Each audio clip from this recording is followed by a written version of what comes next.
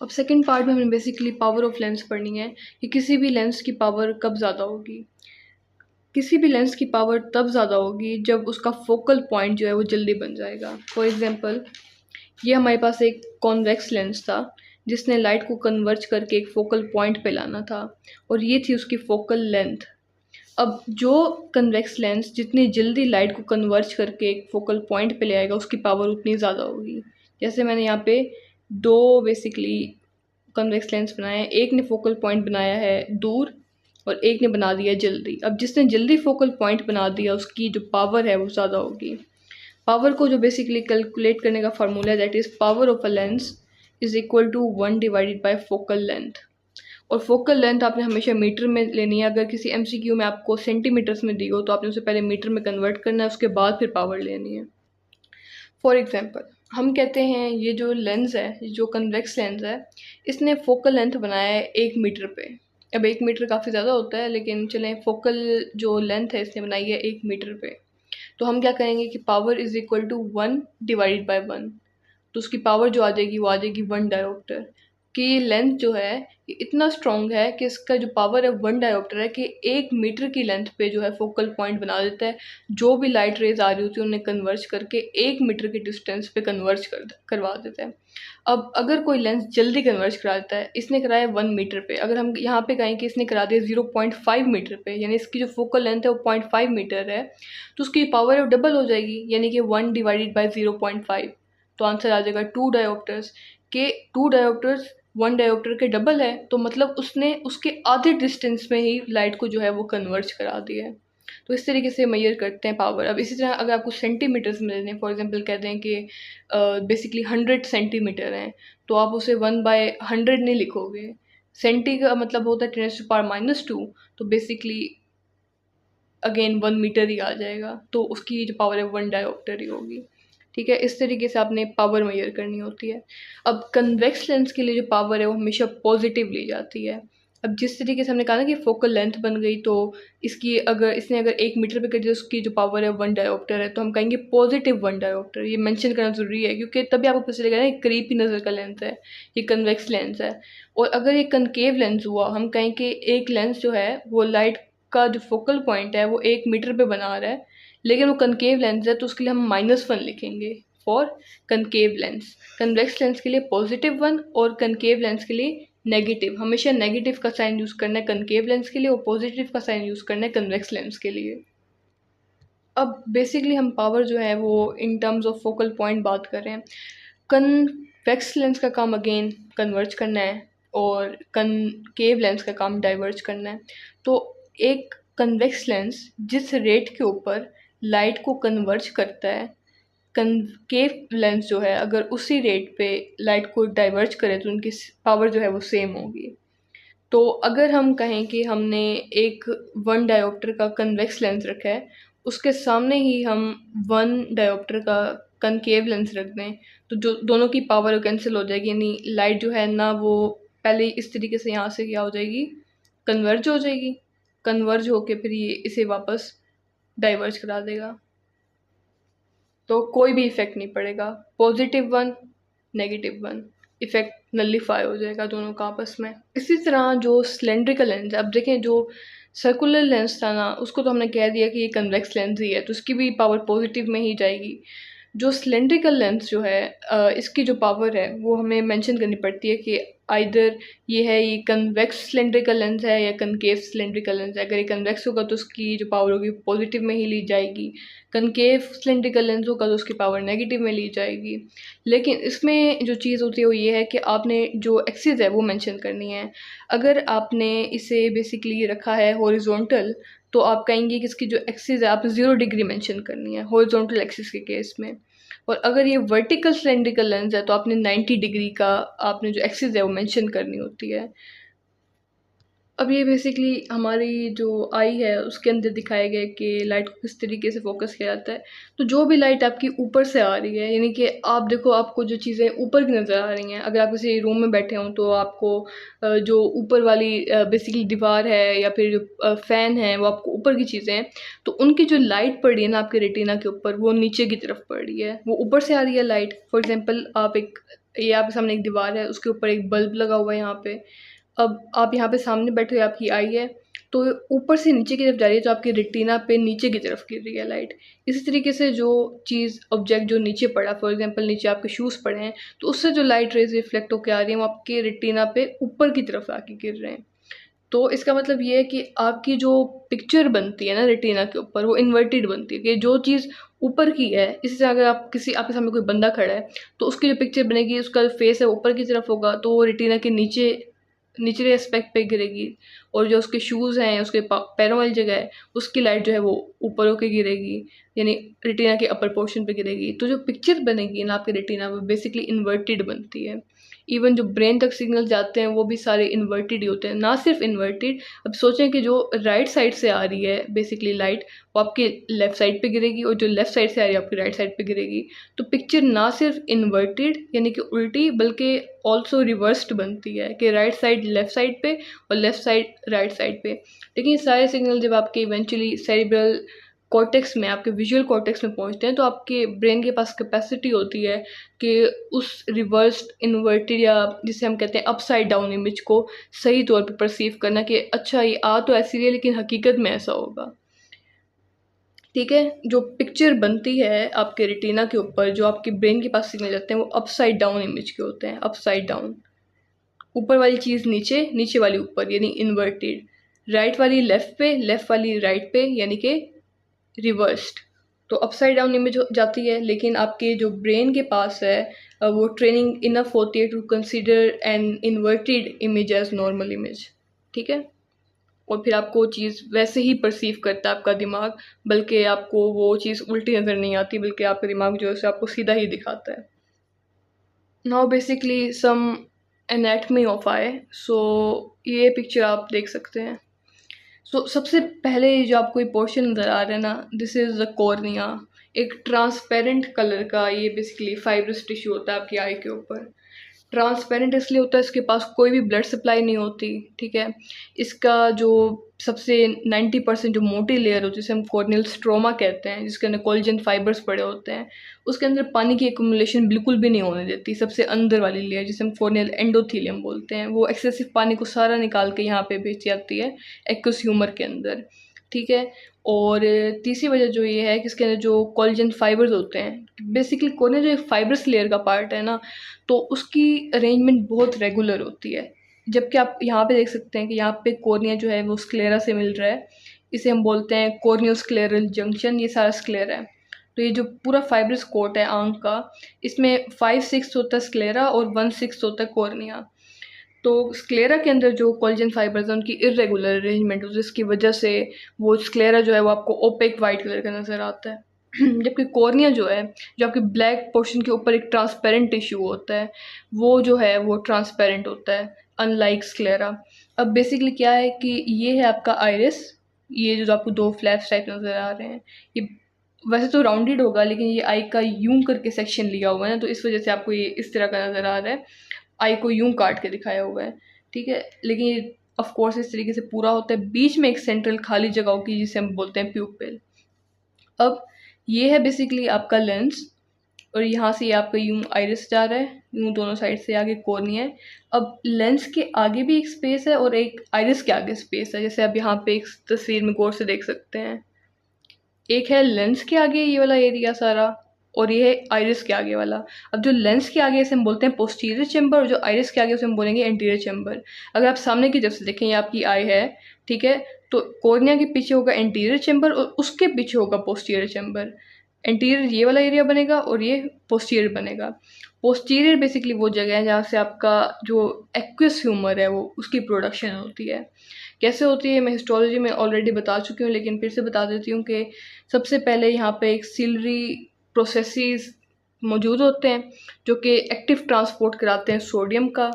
तो सोडियम जो है ना वो यहाँ पर आ जाता है एक्टिवली ट्रांसपोर्ट होकर। अब सोडियम है एक पॉजिटिव आयन, वो यहाँ पर आ गया है। तो इलेक्ट्रिकल न्यूट्रलिटी को मेंटेन करने के लिए क्लोराइड और बाइकार्बोनेट आयंस को भी यहाँ पे भेज दिया जाता है। सोडियम पॉजिटिव चार्ज था पहले, वो आया, इलेक्ट्रिकल न्यूट्रलिटी को मेंटेन करने के लिए क्लोराइड और बाइकार्बोनेट भी आ गए, और जब इतने आयंस बाहर निकल रहे थे तो वाटर भी डिफ्यूजन करके आ जाता है। जो नीचे कैपिलरी लेयर पड़ी होती है ना, बेसिकली सीलरी प्रोसेसेस के नीचे, वास्कुलर कोर्ट में से, तो वहाँ से पानी भी लीक आउट होके आ जाता है ऑस्मोसिस के नतीजे में, कि इतने आइंस बाहर निकल रहे हैं, जहाँ पे आइंस वहाँ पे, जहाँ पे सलूट्स वहाँ पे वाटर, तो वाटर भी इस डायरेक्शन में आता है। फिर उसके बाद उसके अंदर अमीनो एसिड्स, ग्लूकोज और एल एस्कॉर्बिक एसिड, इस इन 3 चीज़ों को भी ऐड किया जाता है। तो एक्वस ह्यूमर क्या है? Sodium chloride, bicarbonate, water and amino acids, glucose and L ascorbic acid, जिसको हम विटामिन सी बोलते हैं, इनका कॉम्बिनेशन है। सबसे पहले सोडियम को एक्टिवली ट्रांसपोर्ट करते हैं, इलेक्ट्रिक न्यूट्रलिटी को मेंटेन करने के लिए क्लोराइड और बाइकार्बोनेट को भी पुश कर दिया जाता है, पानी ऑस्मोसिस से उनके पीछे आ जाता है, और इन 3 चीज़ों को, ग्लूकोज, अमीनो एसिड और एल एस्कॉर्बिक एसिड को फैसिलिटेटेड डिफ्यूजन के ज़रिए, एक्टिव ट्रांसपोर्ट के ज़रिए इन्हें भी बाहर भेज दिया जाता है। तो बेसिकली आइरिस के पीछे वाला पोर्शन या आइरिस के आगे वाला पोर्शन, इन दोनों ही जगहों पर, यहाँ पे भी और यहाँ पे भी एक्वस ह्यूमर भरा होता है। प्रोडक्शन कहाँ से हो रही है? इस जगह से हो रही है, पोस्टीरियर चैम्बर पे, यहाँ पे सिलरी प्रोसेस मौजूद होते हैं, यहाँ से प्रोडक्शन होती है, और ये प्यूपिल जो अपर्चर है, यहाँ से निकल के पूरा यहाँ तक आ जाता है, और कॉर्निया को भी सप्लाई यहीं करता है, क्योंकि कॉर्निया की कोई ब्लड सप्लाई नहीं होती। अब बन तो रहा है, अब सोच के देखें, एक फ्लूइड बनता जा रहा है, बनता जा रहा है, सारा यहाँ पे इकट्ठा तो नहीं हो सकता, इकट्ठा होता गया तो इवेंचुअली आंख तो फट जाएगी। अब ऐसा तो नहीं होना चाहिए, यानी इसका अगर प्रोडक्शन हो रही है तो उसकी रीअब्सॉर्प्शन भी होनी चाहिए। इसकी जो रीअब्सॉर्प्शन है, ये बेसिकली आइरिस और ये जो यहाँ पे आपका बेसिकली स्क्लेरा और कॉर्निया मिल रहा है, या कॉर्निया यहाँ पे जो आपको मिल रहा है, तो आइरिस और ये कॉर्निया, रीडोकॉर्नियल एंगल जो यहाँ पे बन रहा है इस तरीके से, रीडोकॉर्नियल एंगल, यहाँ पर बेसिकली ट्रेबिकुलाई मेशवर्क मौजूद होता है, जहाँ से ये एब्जॉर्ब होकर जो स्क्लेरल वीनस साइनसेस होते हैं उसके अंदर चला जाता है। सो बेसिकली आपका कॉर्निया है, उसके पीछे एंटीरियर चैम्बर, उसके पीछे पोस्टीरियर चैम्बर, और या क्या लेंस, ये क्या है, इनके बीच में आइरिस है जो कि एंटीरियर और पोस्टीरियर चैम्बर को डिफरेंशिएट कर रहा है। उन सब के अंदर बेसिकली फ्लूइड भरा हुआ है, जिसे हम एक्वस ह्यूमर कह रहे हैं। ये आ गया पीछे आपका अपना लेंस, आपका आई का लेंस, जी आपके आंख के अंदर भी लेंस मौजूद होता है। किस तरह का लेंस होता है? कॉन्वेक्स लेंस होता है, कनकेव नहीं होता, कॉन्वेक्स लेंस होता है, क्योंकि लाइट को हमने क्या सारा इस तरीके से कन्वर्ज करके रेटिना पे भेजना होता है। और सबसे पीछे यहाँ पे लेंस के पीछे यहाँ पे ये चीज़ मौजूद है, इसे हम बोलते हैं विट्रस ह्यूमर। जिस तरीके से बिल्कुल फ्लूइड लाइक पानी की तरह होता है ना, ये होता है जेल लाइक, और यहाँ पे इस तरीके से प्रोटियोग्लाइकन कैसे बड़े बड़े फाइबर आके इसे इसकी जगह पे रखते हैं। तकरीबन 4 ml मौजूद होता है ये आपके लेंस के पीछे। अब उसके बाद यहाँ पे एक लेयर आती है, इसे कहते हैं रेटिना, जिसके ऊपर बेसिकली इन सारी जगहों से लाइट गुजरने के बाद कन्वर्ज होके गिरती है, जिसके अंदर आपके फोटो रिसेप्टर रोड्स और कॉन्स मौजूद होते हैं, जो कि लाइट को फिर परसीव करते हैं और फिर सिग्नल्स जो हैं वो आपके ब्रेन तक भेजते हैं थ्रू ऑप्टिक नर्व। ठीक है, सो ये है ऑप्टिक्स ऑफ आई। अब हमने ये तो पढ़ लिया कि लाइट की जो स्पीड है एयर के अंदर वो 3 लाख किलोमीटर पर सेकंड है। अब ये जो इतने हमने बीच में सब्सटेंसेस पढ़े हैं कि पहले कॉर्निया होगा, फिर एक्वस ह्यूमर होगा, फिर लेंस होगा, फिर विट्रस ह्यूमर होगा। अब इन चीज़ों में भी तो अगर लाइट ने यहाँ से गुजरना है तो लाइट की कुछ ना कुछ स्पीड तो होगी। अगर कुछ ना कुछ स्पीड होगी डेफिनेटली, क्योंकि इस सब्सटेंसेस एयर नहीं है, गैस नहीं है, तो स्पीड कम होगी, वेवलेंथ भी कम हो जाएगी, तो इनका रिफ्रैक्टिव इंडेक्स क्या होगा? तो एयर में जो रिफ्रैक्टिव इंडेक्स होता है दैट इज़ 1। उसके बाद आपका कॉर्निया आ गया, कॉर्निया का होता है 1.38। कॉर्निया से एंटर हो जाएगा आपके एक्वस ह्यूमर के अंदर, चाहे वो एंटीरियर चैम्बर का हो, पोस्टीरियर का हो, बीच में तो होगा प्यूपिल। प्यूपिल से आपकी लाइट डायरेक्ट होती है ना। प्यूपिल जितना बेसिकली हम कहते हैं ना कि सनलाइट में जाते हैं तो प्यूपिल छोटा हो जाता है, कॉन्स्ट्रिक्ट कर जाता है, वो इसलिए करता था कि लाइट कम जाए। प्यूपिल अब है आपके एंटीरियर पोस्टीरियर चैम्बर के बीच में, तो इसका मतलब है लाइट जो है वो एंटीरियर से होके पोस्टीरियर में जाएगी और पोस्टीरियर से फिर लेंस से गुजरेगी। अब एक्वस ह्यूमर जो है वो उसका है 1.33, लेंस का है 1.40 और विट्रस ह्यूमर का है 1.38। अब जिस चीज़ का जो बेसिकली रिफ्रैक्टिव इंडेक्स सबसे ज़्यादा है उसमें स्पीड ऑफ लाइट सबसे कम होगी। लेंस का सबसे ज़्यादा है 1.40, कॉर्निया का 1.38 है। अब टेक्निकली जो पावर पता चलती है किसी चीज़ की, वो तब पता चलती है जब आप किसी एक मीडियम से दूसरे में एंटर हो रहे हो और दोनों के बीच में रिफ्रैक्टिव इंडेक्स बहुत ज़्यादा है। ठीक है, अब अगर आप इन सब का डिफरेंस निकालो तो सबसे ज़्यादा कहाँ पे आएगा? अब कुछ लोग कहेंगे 1.38 माइनस 1.33, तो यहाँ पे 0.5 है, यहाँ पर ऑलमोस्ट जो है वो 0.7 बन रहा है और यहाँ पर 0.6 बन रहा है। ये आपने इस तरीके से नहीं निकालना, आपने शुरू में एयर को भी कंसिडर करना है। लाइट जो है वो किसी भी ऑब्जेक्ट से रिफ्लेक्ट होने के बाद सबसे पहले एयर से ही गुजर के आपकी आई तक आती है, तो सबसे ज़्यादा डिफरेंस एग्जिस्ट करता है ना वो एयर और कॉर्निया में करता है, विच इज़ 0.38। ओके, यहाँ पे तो हो गया ना 0.05 कॉर्निया और एक्वस ह्यूमर में। इसी तरह यहाँ पे 0.07 और यहाँ पे 0.06, जबकि यहाँ पे 0.38। तो इसका मतलब है कि सब चीज़ों की डिफरेंस में से सबसे ज़्यादा, क्योंकि एयर और कॉर्निया में है, तो आपकी आंख की सबसे ज़्यादा पावर कॉर्निया की वजह से होती है। कॉर्निया इतना इंपॉर्टेंट है, जो आपकी ब्लैक पोर्शन है आई का, इसके ऊपर एक ट्रांसपेरेंट जो बेसिकली फाइब्रस टिश्यू होता है, इसे हम कॉर्निया बोलते हैं। ऑलमोस्ट आपकी आई की जो पावर है ना वो होती है 59 डायोप्टर्स। 59 डायोप्टर्स, उस 59 डायोप्टर्स में से 39 डायोप्टर्स जो हैं वो आपकी कॉर्निया की वजह से हैं। टोटल आई की पावर का 2/3 जो कंट्रीब्यूशन है वो कॉर्निया की वजह से है। 1/3 कंट्रीब्यूशन जो है वो लेंस की वजह से होता है, 1/3।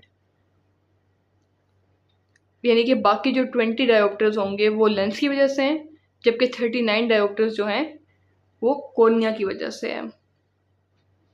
अब वो कहते हैं कि बेसिकली जो आपका आई है उसमें हम यूं तो पढ़ नहीं सकते, इसमें बहुत टाइम लग जाएगा कि कॉर्निया से पहले लाइट रिफ्लेक्ट हुई, फिर एक्वस ह्यूमर में आई, फिर लेंस में गई, फिर विट्रिस में गई, फिर उनका रिफ्रैक्टिव इंडेक्स हर चीज़ का अलग पढ़ें। तो हम यूँ पढ़ते हैं कि लाइट जो है वो रिड्यूस्ड आई से, यानी फाइनली हम कहते हैं कि एयर से एंटर हुई और लेंस से जब निकली, तो हम यानी कि अपने सारे सिलेबस को रिड्यूस करके कहते हैं कि रिड्यूस्ड आई है ये, कि कॉर्निया, एक्वस ह्यूमर, लेंस और सारी जगहों से जब लाइट गुजरने के बाद एक पॉइंट से रिफ्लेक्ट होकर आएगी तो उसको हम बोलते हैं रिड्यूस्ड आई। यानी कि बेसिकली हम ये कह रहे हैं कि रिड्यूस आई के अंदर एक सिंगल रिफ्लेक्टिव सरफेस है जिसको हम कंसीडर कर रहे हैं, बजाय कि हम पहले पढ़ें कि कॉर्निया से रिफ्लेक्ट हुई, अब आ गई एक्वस ह्यूमर में, फिर आ गई लेंस के अंदर, फिर आ गई विट्रियस ह्यूमर के अंदर। एक ही हम बस लेंस का पोस्टीरियर एस्पेक्ट पढ़ें कि यहाँ से फाइनली जो है ना लाइट कन्वर्ट जो किधर आ रही है। अब ये है आपका लेंस और ये है आपका रेटिना, इनके बीच में टिपिकली वो कहते हैं कि जो डिस्टेंस होता है दैट इज़ 17 मिलीमीटर। अब हम क्या कहते हैं कि फोकल पॉइंट बनेगा रेटिना के ऊपर, और फोकल लेंथ कहाँ से, ये लेंस से रेटिना तक, तो फोकल लेंथ जो है वो 17 मिलीमीटर। अब आपने अगर पावर निकालनी हो तो आप 1/17 मिलीमीटर। अब अगेन मिलीमीटर आपने कंसिडर नहीं करना, आपने मीटर ही कंसिडर करना है, बाकी मिली कहाँ चला जाएगा, मिली ऊपर चला जाएगा 1000। तो आप पावर निकालनी है 59 डायोप्टर्स निकलेगी। अब उस 59 डायोप्टर्स में से 39 डायोप्टर्स यानी 2/3 पावर जो है वो कॉर्निया की वजह से है, क्योंकि सबसे ज़्यादा रिफ्रैक्टिव इंडेक्स का जो डिफरेंस है वो कॉर्निया और एयर में है, और 1/3 जो है वो लेंस की वजह से है। लेंस इसके अलावा भी बहुत ज़्यादा इंपॉर्टेंट है। ये रहा बेसिकली आपका लेंस। आप देख सकते हैं कि लेंस आई के अंदर अपनी जगह से कैसे बेसिकली अपनी जगह पे कैसे पड़ा है। इसके आगे पड़ा है एक्वस ह्यूमर, इसके पीछे होता है विट्रियस ह्यूमर, ये पड़ा है आइरिस। आइरिस के बीच में जो खाली जगह जो अपर्चर है इसे हम बोलते हैं प्यूपिल। तो कॉर्निया के पीछे पड़ा है एक्वस ह्यूमर, ये अरीडो कॉर्नियल जंक्शन बनता है, यहाँ से एक्वस ह्यूमर की एब्जॉर्प्शन हो रही होती है, और ये जो बेसिकली पोस्टीरियर चैम्बर पे ये वाली जगह है, यहाँ से सीलरी प्रोसेस होते हैं जो एक्वस ह्यूमर को बना रहे होते हैं, और वो प्यूपिल से डिफ्यूज़ करके यहाँ पे जा रहे होते हैं, और यहाँ पे कॉर्निया को भी दे रहे होते हैं बेसिकली न्यूट्रिएंट्स है जो चीज़ों से चाहिए होती है। अब ये जो लेंस है ये अपनी जगह पे मौजूद है विद दिस सस्पेंसरी लिगामेंट्स। इन्हें सीलरी जोन्यूल्स भी कहते हैं, जोन्यूलर लिगामेंट भी बोलते हैं, सीलरी जोन्यूल्स या जोन्यूलर लिगामेंट या suspensory ligament. Almost 70 suspensory ligaments मौजूद होते हैं आपकी आई में। क्या किया हुआ है कि साइडों पे है सीलरी मसल, आई की पर्टिकुलर मसल जिसे आपने याद रखना है, सीलरी मसल, उससे निकल रहे हैं सीलरी जोन्यूल्स या जोन्यूलर लिगामेंट या सस्पेंसरी लिगामेंट, आम अल्फाज में सस्पेंसरी लिगामेंट। 70 सस्पेंसरी लिगामेंट्स निकल रहे हैं जिनने आपके आई के कॉन्वेक्स लेंस को पकड़ के उसकी जगह पे रखा होता है। अब सस्पेंसरी लिगामेंट 70 क्यों जुड़े हुए हैं? बेसिकली अनलाइक अदर लेंसेज, आप कोई प्लास्टिक का लेंस बना दो, उसकी जो पावर है वही पावर रहेगी। आपकी आई का जो लेंस है ना, उसकी पावर चेंज हो सकती है। ऑलमोस्ट 14 डायोप्टर्स की अकोमोडेशन कर सकते हैं, यानी कि अपनी पावर बढ़ा सकते हैं। अब हमने कहा था कि 59 डायोप्टर्स आई की टोटल पावर है, 39 कॉर्निया की वजह से, बाकी 20 लेंस की वजह से। अब वो 20 को आपका लेंस जो है बढ़ा के 34 भी कर सकता है। कैसे? जब भी आप किसी करीब की चीज़ को देख रहे होगे। तो बेसिकली कॉन्सेप्ट ये है कि एक लेंस है, दो लेंस हैं जिनकी पावर सेम है। एक पे आ रही है पैरेलल लाइट, ठीक है, उसने कन्वर्ज कर दिया एक पर्टिकुलर पॉइंट पे और ये बन गया। दूसरे लेंस पे आ रही है डाइवर्जिंग लाइट। फॉर एग्जाम्पल अगर उसके पीछे कोई कनकेव लेंस हो जिसने उसे डाइवर्ज करके भेजा हो लाइट को, या फिर फॉर एग्जाम्पल आप किसी चीज़ को बहुत करीब से देखते हो ना, तो बेसिकली वहाँ से जो लाइट रेज आ रही होती है वो डाइवर्जिंग होती हैं। दूर से देखते हो तो तो डाइवर्जिंग ही रही होती है, लेकिन आते आते दूर से ही खुद ब खुद पैरेलल हो जाती हैं। तो उनका जो बेसिकली फोकल पॉइंट बनेगा वो ज़्यादा दूर जाके बनेगा। अब हमारा रेटिना तो लेंस से 17 मिलीमीटर दूर था। अब हम ये तो नहीं कर सकते, हम करीब से किसी चीज़ को देख रहे हैं, वहाँ डाइवर्जिंग लाइट रेज आ रही हैं, तो रेटिना से भी पीछे जाके पिक्चर बने। हमें तो रेटिना के ऊपर पिक्चर चाहिए। तो हमारा लेंस जो है वो मोटा हो जाता है, बेसिकली उसका कर्वेचर जो है, अगर वो इस तरीके से है लेंस, तो इतना मोटा हो जाएगा, और जो लाइट रेज हैं वो जल्दी कन्वर्ज हो जाएंगी, और जो बेसिकली लेंस की पावर है वो बढ़ जाएगी। कितनी बढ़ सकती है? 14 डायोप्टर तक बन सकती है। 20 ओरिजिनली होती है लेंस की, जब आप डिस्टेंट ऑब्जेक्ट पे देख रहे हो, अकोमोडेशन रिफ्लेक्स ऑन नहीं है। और कितनी बढ़ सकती है? 34 डायोप्टर्स तक हो सकती है। पावर कब बढ़ती है? जब उसका कर्वेचर, उसकी थिकनेस बढ़ जाती है लेंस की, ठीक है। अब ये अकोमोडेशन कंट्रोल कैसे की जाती है? फॉर एग्जाम्पल लाइट आई किसी करीब की चीज़ से, डाइवर्जिंग लाइट रेज आई, कोर्निया में पड़ी और इवेंचुअली रिड्यूस्ड आई से होके आपके अब लेंस से जाके गिरी रेटिना पे। तो रेटिना ने रिकोगनाइज किया भाई पिक्चर तो थोड़ी पीछे बन रही है, क्लियर नहीं बन रही। जब आप जैसे जैसे फॉर एग्जाम्पल आपकी उंगली आप उसे अपनी आंखों के करीब लेकर आएँ, तो आपको होगा कि वक्त के साथ साथ ना इमेज जो है ब्लर हो रही है, अनटिल अनलेस आप कुछ चीज़ें करनी पड़ेंगी उस चीज़ को क्लियर देखने के लिए, आपको ज़्यादा जोर लगाना पड़ेगा। तो जैसे जैसे वो उंगली आपके करीब आती जाएगी, देखिए फिर भी एक पॉइंट आता है कि आप फुल करीब ले आओ ना, फिर आपको कुछ सही से नज़र नहीं आता। तो करीब लाते लाते जो लाइट रेज हैं वो डाइवर्ज होना शुरू हो जाती हैं। जब आपके लेंस से गिर के आपके रेटिना पे गिरती हैं, तो फोटो रिसेप्टर से जो सिग्नल ब्रेन तक जाता है, ब्रेन कहता है ओ नो, ये तो ब्लर होता जा रहा है, इसका मतलब चीज़ करीब आती जा रही है, ठीक है। तो बेसिकली जो सिग्नल्स हैं वो जाते हैं आपके, जो आपकी थर्ड क्रेनियल नर्व है विच इज़ ओक्लोमोटर नर्व, उससे उसके न्यूक्लियस में, जिसे हम एडिंगर वेस्टफाल न्यूक्लियस कहते हैं, वहाँ पर। और वापस बेसिकली कुछ फाइबर्स निकल के आते हैं आपके सीलरी गैंग्लियन के अंदर, जो कि आपकी पर्टिकुलर इन मसल्स को, जिसे हम सीलरी मसल्स कहते हैं, इन्हें सप्लाई करते हैं। अब ये इस तरीके से है मसल, जैसे उसके पास नर्व सप्लाई आएगी वो कॉन्ट्रैक्ट करेगी, ऐसे कॉन्ट्रैक्ट करेगी। फॉर एग्जांपल ये कोई जिस तरीके से सस्पेंसिव लिगामेंट्स हैं, ये अगर कोई स्ट्रिंग्स की तरह हैं, तो इनको खींच के रखा हुआ है इन सिलरी मसल्स ने। अब ये बीच में लेंस हो, इन्हें खींच के रखा हुआ है। जैसे मसल कॉन्ट्रैक्ट की साइज में छोटी हुई, तो उनके ऊपर जो टेंशन थी वो कम हो जाएगी, और लेंस जो है वो फुल खिंचा हुआ था, अब वो बिल्कुल, फॉर एग्जांपल लेंस ऐसे था, यूं इस तरीके से हुआ पड़ा था, उसका कर्वेचर इतना था। अब जैसे उस पर टेंशन कम होगी तो वो भी आराम से उसका कर्वेचर जो है बढ़ जाएगा। जैसे उसका कर्वेचर बढ़ेगा तो इवेंचुअली जो उसकी पावर है लेंस की वो भी बढ़ जाएगी। हमने ऊपर क्या कहा था कि जो कन्वेक्स लेंस है उसका अगर कर्वेचर बढ़े तो उसकी पावर बढ़ जाती है। तो शुरू में जो इसे खींच के रखा हुआ है इन स्ट्रिंग्स ने, इसकी वजह से लेंस जो है वो ऐसे पतला सा होके पड़ा है। जैसे इसके ऊपर ये जो सारी जो तनाव है ये कम होगा, तो ये थोड़ा ऐसे कर्वेचर कैसे बढ़ता जाएगा, ये जो सारा खींचा हुआ है इसे ये कम होगा, तो ये इस तरीके से कर्वेचर में बढ़ जाएगा। कर्वेचर में बढ़ेगा तो उसकी पावर बढ़ जाएगी, पावर बढ़ेगी तो जो रेटिना से पीछे पिक्चर बन रही थी, इसकी पावर बढ़ने की वजह से कन्वर्जेंस जल्दी हो जाएगी, तो फोकल पॉइंट पे आ जाएगा। सो पाथवे क्या है कि रेटिना में पिक्चर बनी, रेटिना से आपके ब्रेन के पास, आपके विजुअल कॉर्टेक्स के पास गई, उसने कहा कि ओ नो, ये चीज़ जो है, ऑब्जेक्ट जो है वो तो करीब आता जा रहा है। उससे गए आपके बेसिकली आपकी oculomotor nerve, oculomotor nerve which is optic nerve number, cranial nerve number 3।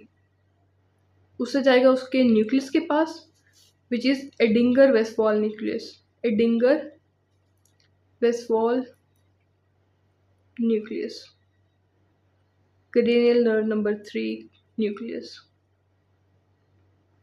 उससे निकलेंगे प्री गैंग्लियोनिक फाइबर्स, यानी उन्हें किसी गैंग्लियन के पास जाना है अभी। ये जो प्री गैंग्लियोनिक फाइबर्स हैं अपने गैंग्लियन के पास जाएंगे, जो इस केस में सीलरी गैंग्लियन है, सीलरी गैंग्लियन, सीलरी गैंग्लियन से जाएंगे पोस्ट गैंग्लियोनिक फाइबर। अभी गैंग्लियन से निकल रहे हैं तो ये पोस्ट गैंग्लियोनिक फाइबर्स हैं।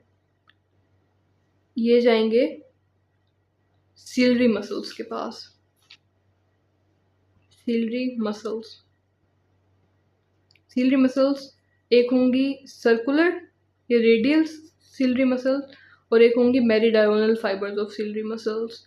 उन दोनों को कॉन्ट्रैक्ट कराएंगे, इसके नतीजे में आपका जो लेंस का कर्वेचर है वो बढ़ जाएगा। जब कर्वेचर बढ़ेगा तो लेंस की जो पावर है वो भी बढ़ जाएगी। जब पावर बढ़ेगी तो बेसिकली कन्वर्जेंस बढ़ जाएगी, और जो बेसिकली फोकल पॉइंट है वो जल्दी बन जाएगा, इन रेटिना के ऊपर पिक्चर फॉल करेगी। इसके साथ साथ यही सेम जो बेसिकली पोस्ट गैंग्लियोनिक फाइबर्स हैं, ये आपकी मीडियल रेक्टस को भी सप्लाई करते हैं। अभी आपकी आई है, जैसे जैसे चीज़ आपके करीब आ जाएगी आपको फील होगा कि आपका जो आई है ना, आई बॉल, वो मिडिल इस तरीके से आपकी यूँ रोटेट कर रहा है, नहीं आपकी आई बॉल्स यूँ हो जाएंगी चीज़ को देखने के लिए।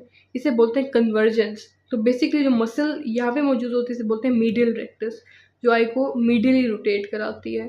इसी तरह यहाँ पे मौजूद होती है लेटरल रेक्टस, जो आई को साइडों पे लेके जाती है। तो आप जैसे अपनी उंगली को करीब लेकर आपको फील होगा कि आपकी जो आई है मिडिल रोटेट करिए, तो मिडिल रेक्टस को भी प्रोवाइड करता है ये। इस चीज़ को हम बोलते हैं convergence of I, convergence of eye ball, convergence of eye ball. Ciliary muscles भी कॉन्ट्रैक्ट कराई, ठीक है, जिसकी वजह से लेंस का कर्वेचर बढ़ा और पावर बढ़ गई। और तीसरी चीज़ है जो बेसिकली आपका प्यूपिल होता है, दैट इज़ के आपके आइरिस हैं उनके बीच में एक अपर्चर होता है जिसे हम प्यूपिल बोलते हैं। तो अब कोई चीज़ आप करीब से देख रहे हो तो उसका मतलब ज़्यादा लाइट रिफ्लेक्ट हो रही है, डाइवर्जिंग लाइट रेज आ रही है, उसका मतलब है कि आपके प्यूपिल को कॉन्स्ट्रिक्ट हो जाना चाहिए। जब भी आप किसी चीज़ को करीब से देखते हो उसका मतलब है ज़्यादा लाइट रेज आ रही हैं। जब आप किसी चीज़ को दूर से देख रहे हो तो पैरेलल लाइट रेज आ रही हैं और कम आ रही हैं। और करीब से आप देखते हो तो आपका जो प्यूपिल है बेसिकली कॉन्स्ट्रिक्ट कर जाता है। अब आपको पता है कि आपकी आइरिस में दो तरह के मसल्स होते हैं, एक होते हैं स्फिंक्टर प्यूपिलाई और एक होते हैं डायलेटर प्यूपिलाई। अब जो स्फिंक्टर प्यूपिलाई है उनका रोल होता है बेसिकली आपके प्यूपिल को कॉन्स्ट्रिक्ट करने में। और हम ये भी पढ़ते हैं कि स्फिंक्टर प्यूपिलाई के पास जो सप्लाई आती है वो पैरासिम्पैथेटिक होती है। सिंपैथेटिक जो है वो बेसिकली डायलेट कराती है। अब हम कहते हैं कि वो पैरासिम्पैथेटिक कौन सी है, वही ओक्लोमोटर नर्व वाली।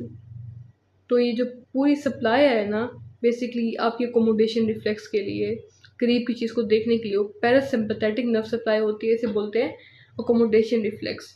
अब गाइडन में बेसिकली लिखा हुआ है कि सिंपैथेटिक भी सप्लाई आ रही होती है, लेकिन उसका जो इफेक्ट है बहुत नेग्लिजिबल है, ज़्यादा इंपॉर्टेंट पैरासिम्पैथेटिक है। कि जब भी आप किसी करीब की चीज़ को देखोगे तो आपके विजुअल कॉर्टेक्स से सिग्नल्स आएंगे वो parasympathetic nerve supply oculomotor nerve number basically cranial nerve number 3 से जाएंगे to the Edinger Westphal nucleus. और वहाँ से जो प्री गैंग्लियोनिक फाइबर होंगे अपने गैंग्लियन के पास जाएंगे, ये सीलरी गैंग्लियन। और सीलरी गैंग्लियन से पोस्ट गैंग्लियोनिक फाइबर्स निकलेंगे, वो तीन मसल्स को इनर्वेट करेंगे, मिडिल रेक्टस से कन्वर्जेंस कराएंगे कि चीज़ करीब आती जा रही है, नोज़ के करीब आ रही है, करीब आ रही है, तो अपनी दोनों आइज को जो है कन्वर्ज करो। इसी तरह लेंस का कर्वेचर बढ़ जाना चाहिए ताकि उसकी पावर बढ़ सके, वो 20 से 34 तक हो सकती है इन 14 डायोप्टर्स का अकोमोडेशन, डिपेंड करता है कि रिक्वायरमेंट कितनी है, ठीक है। और तीसरी चीज़ जो है वो है कि आई का जो प्यूपिल है उसको कॉन्स्ट्रिक्ट करा दो, स्फिंक्टर प्यूपिल आई को भी सप्लाई करो।